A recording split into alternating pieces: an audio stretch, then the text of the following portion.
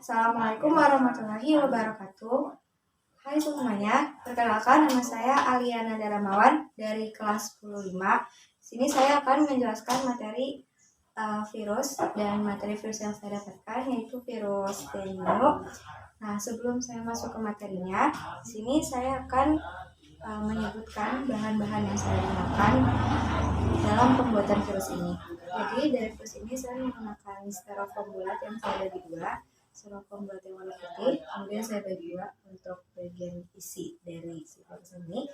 Terus untuk bagian-bagiannya ini kayak yang biru, terus bagian dalamnya partikel-partikel kecil ini itu saya menggunakan plastisin, dan kemudian yang ini yang merah-merah ini itu saya menggunakan cotton bud. Selanjutnya saya menggunakan cat air untuk mengecat bagian dalamnya, serta cotton bud yang warna merahnya ini saya cat juga. Untuk biaya yang saya keluarkan kurang lebih sekitar 20.000 untuk membeli lilin dan juga styrofoamnya. Oke. Dan untuk estimasi waktu yang saya membuat virus ini dalam waktu kurang sekitar 1 hari. Nah, selanjutnya kita akan langsung masuk ke materinya. Sebelumnya saya akan jelasin dulu apa itu virus dengue. Jadi virus dengue itu virus yang disebabkan oleh nyamuk Aedes, yaitu untai tunggal atau sekelompok keluarga Fluviviridal yang disebut dengan dengue virus atau sering kita kenal dengan demam berdarah. Nah, kemudian selanjutnya saya akan jelaskan bagian-bagiannya. Jadi di sini saya akan sebutkan dulu. Yang pertama di sini ada surface envelope protein, kemudian ada transmembran, kemudian ada membran, warna biru ini membran.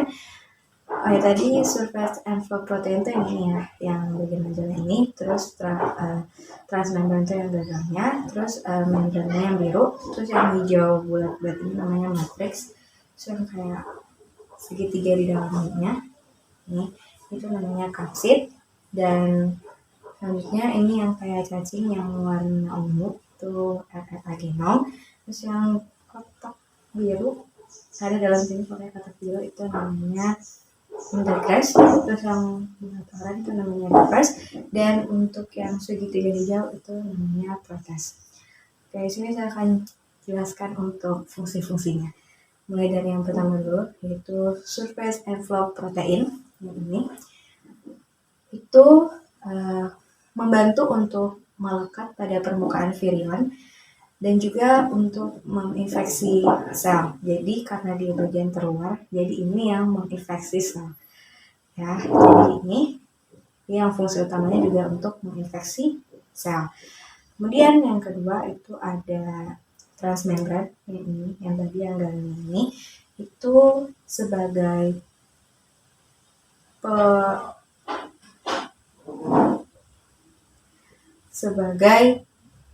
pengangkutan nutrisi dan molekul serta energi konversi yang melintasi organel dari sel.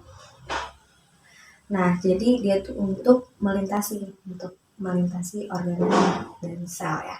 Untuk melintasi organel dan sel. Kemudian yang ketiga ada membran.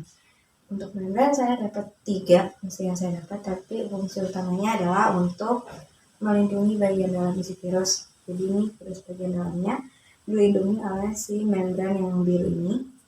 Nah, fungsi utama untuk melindungi bagian dalam isi virus. Kemudian selanjutnya untuk pengatur dan pemotongan partikel Devi. Setelah itu juga untuk perekatan awal virus ke sel inang. Nah, kemudian selanjutnya itu yang warna hijau bulat ini itu namanya matriks.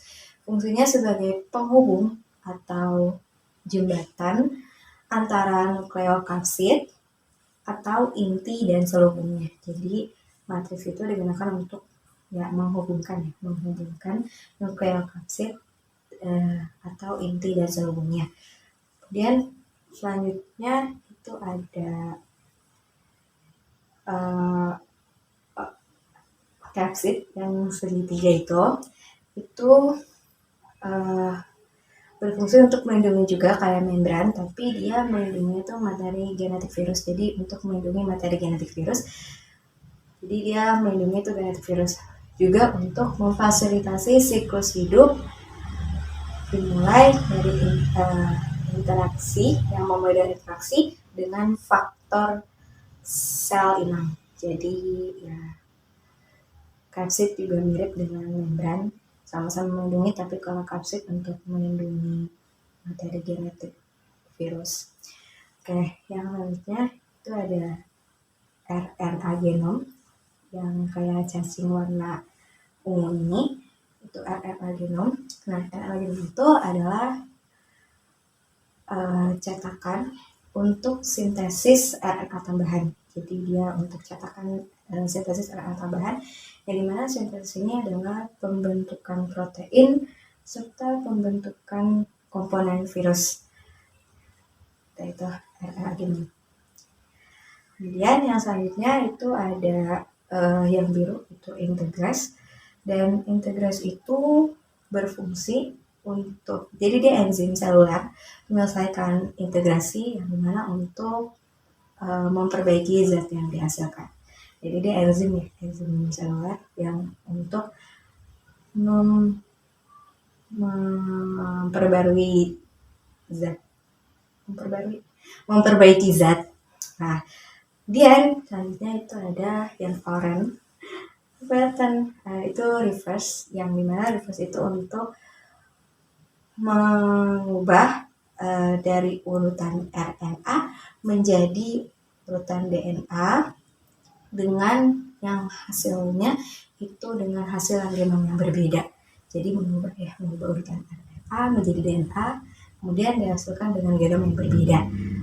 Selanjutnya itu ada yang terakhir, yang segitiga warna hijau walaupun tidak terlihat, itu berfungsi untuk, jadi dia enzim juga. Nah, enzim itu untuk memecah protein. Jadi yang ini itu untuk memecah protein, enzim untuk memecah protein. Oke, mungkin itu untuk fungsi-fungsinya. Oke, terakhir di sini saya akan juga menyebutkan ulang strukturnya dari luar ke dalam. Nah, jadi ini yang ini ulang ya, saya sebutkan itu surface envelope protein yang bagian ujung merah ini.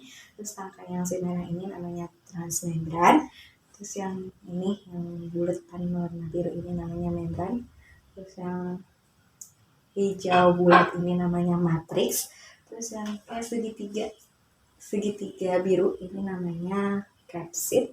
Kemudian yang kayak cacing ungu itu namanya RNA genom.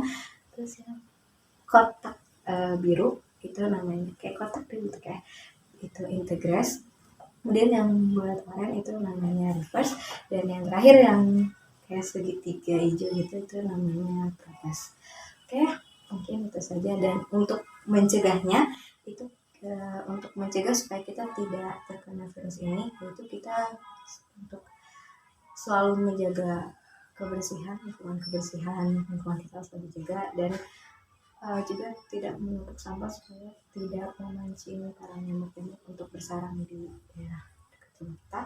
Juga sering kita buat dengan fogging ya, melakukan fogging. Oke, mungkin sekiranya itu saja dari saya. Terima kasih, semoga dapat bermanfaat untuk teman-teman semua yang saya sendiri, dan untuk Pak Malik juga. Terima kasih Pak. Sekian, terima kasih. Kurang lebihnya saya maaf. Assalamualaikum warahmatullahi wabarakatuh.